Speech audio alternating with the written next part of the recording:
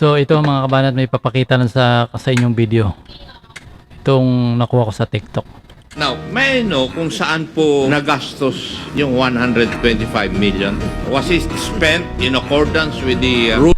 Ito kasing 25 million, ito kasi yung ipinipilit nila na kinulimbat daw ni BP Sara.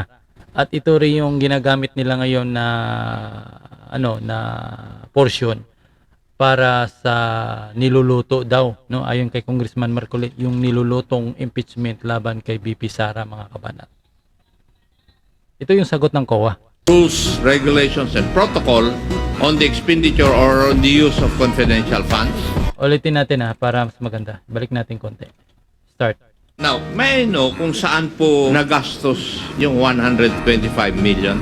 Was it spent in accordance with the rules, regulations, and protocol on the expenditure or on the use of confidential funds? Go. Yes, Mr. Chair. As indicated sa accomplishment report ko, na-liquidate naman po nila based on confidential expenses as required by the joint circular po. Bakit nag-issue po kayo ng notice of disallowance? Mr. Chair, as to yung first finding, meron po kasing specific requirement ang joint circular na document na hindi po nila na-submit or nag-submit sila pero hindi po sufficient siya to answer the requirement of the joint circular, Mr. Chair. Yung 125 million, parang ginamit po yan in 132 areas. Hindi po ba sa tingin ng COA medyo kwan ito? Medyo imposible. Based on other parang okay lang Kami naman po ay siya. gumagamit din po ng intelligence fund. Ay, dapat pala, gumagamit pala ng intelligence fund itong mga congressman. Dapat imbestigahan din ito, mga kabanat, kung saan ba talaga nagagastos nila. Ay nanggaling po ako sa service Mr. Chair, ang identified lang po ay number of areas pero pwede din pong i-consider yung kung ilang tao po yung pinag-spendan ng funds, Mr. Chair. But the liquidation report does not say so. In-assume na lang ninyo yun Mr. Chair, meron po silang submitted na mga documentary evidence. Okay. So yun, mga kabanat, no? So ang linaw. Iba kasi yung ito kasi yung 25 million. Ito yung ngayon yung ipinipilit nila na ito daw ay, 'di ba, sabi pa yun ng yun daw ay pang nilagay kaso ng plunder, no? May mga plunder pang nalalaman.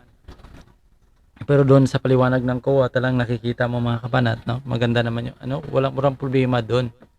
'Di ba? Pero wala kasi silang makita Wala kasi silang makita na dahilan para kumbaga ibang issue na ibibira kay BP Sara. Kaya nga, 'di ba, sabi ni Congressman Marcolita, mayroon silang nilulutong impeachment laban dito. Hindi mga kabanat, kapag ba itong si BP Sara natanggal sa posisyon, sino kayang papalit dito? Pwede kaya si no? Kung may nagko-comment kasi, sabi si Martin Romualdez, kung ganun pala ay talagang baka sisikapin nga talaga nila na yan na ma-impeach itong si Sara Duterte. Kasi kung makakuha sila ng majority diyan sa sa Kongreso, tapos ang maligayang araw, no? Sa walang kakwinta-kwintang issue ay i-impeach nila yung tao para sa pangsariling pakinabangan talaga, mga kabanat. Alam mo, hindi ko na, ang nakikita ko lang sa Senado ngayon, parang hindi ko nagustuhan, mga kabanat.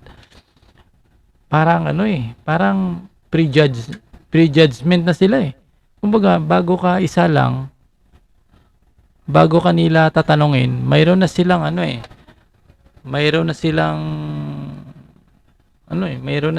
husga sa'yo. Baga, nahusgahan ka na nila Napapansin ko, halimbawa ako, tatanungin nila, once nga ang sagot ko hindi sang-ayon sa kanilang kagustuhan, tapos ka talaga sasabihin kanila sinungaling ka. Yun ang napapansin ko. Yun ang pangit na nakikita ko sa Kongreso ngayon, mga kabanat. Kaya ang ito ngayon, pinipilit nila, nakailang hearing sila doon sa issue about sa 25 million paulit-ulit. Kasi ito lang 25 million, ito yung ngayon nila ito yung gusto nilang ipukol kay BP Sara at ito yung gusto nilang binibira ngayon para masira yung pangalan ni BP Sara, eh, 'di ba? Kaya nga maraming mga ano din, mga masasabi natin anti-Duterte na sumakay dito na sinasabi corrupt daw si BP Sara. Para sa akin mga kabanat, nakikita ko parang ito ano ko lang obserbasyon at nakita o pakiramdam ko lang.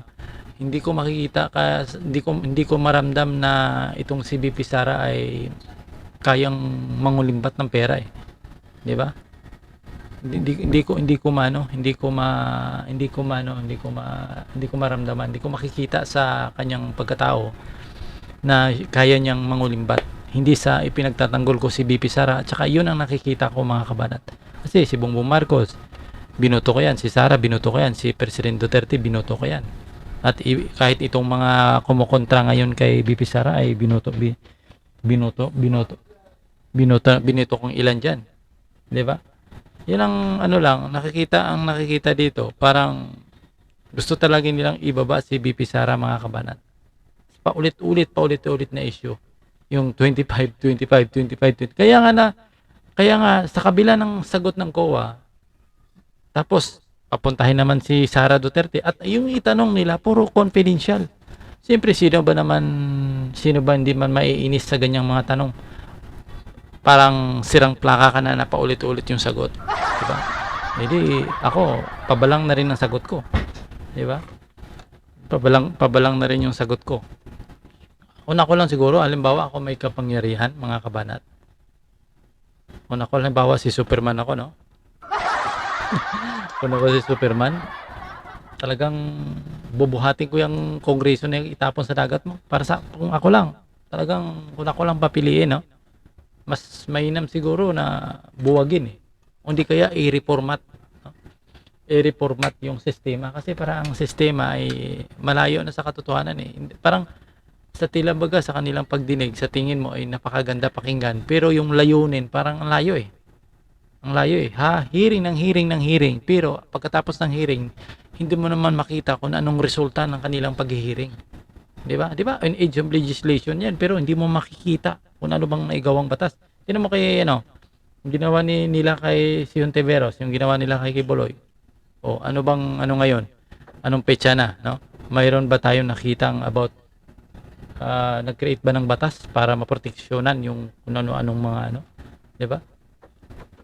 'Di ba mga kabayan? Parang nakita ko dito kay BP Sara, parang lagi kong sinasabi, ito'y preparasyon talaga mga kabanat, eh. Kasi pagkakaalam ko, pakikorek ako mga kabanat, pakicomment sa baba. In case ba na ma-impeach si BP Sara at parang hindi na siya pwede tumakbo, di ba? Hindi na siya pwede tumakbo ng pagka-presidente o anumang posisyon sa gobyerno, di ba? Pagka ikaw ay na-impeach, di ba? Yun ang pagkakaalam ko. So, pag na-impeach si Sara Duterte, wala nang kalaban. Wala nang mabigat na kalaban itong kung sino bang tumakbo ng pagka-presidente. Kasi ang pwede lang tumakbo ng pagka-presidente, di ako magkakamali, pakikorek ako, 40 plus pataas lang ata, eh. So hindi ko lang alam kung si Basti Duterte ay 40 na ito pataas. Hindi ako sure.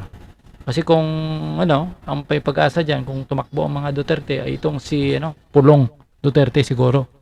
Pero kung si Basti wala pa, halimbawa 38, 39, alanganin pa, ay hindi pwede talaga mga kabanat. Yun ang pagkakaintindi ko. Kasi nakaraan, parang narinig ko yan, nakarang 2022 election na hindi pwede mga kabanat. So, yun, mga kabanat, comment sa baba, reaction about yan sa video. So, take to it tayo. Kanina sana, maganda yun. Yung ko doon, kaso lang, pag-check ko sa video natin, ay wala palang audio. Yung mic pala ay hindi pala naka-function, kaya hindi ko marinig yung mga kung anong sinabi ko. So, yan. See you next video mga kabanat.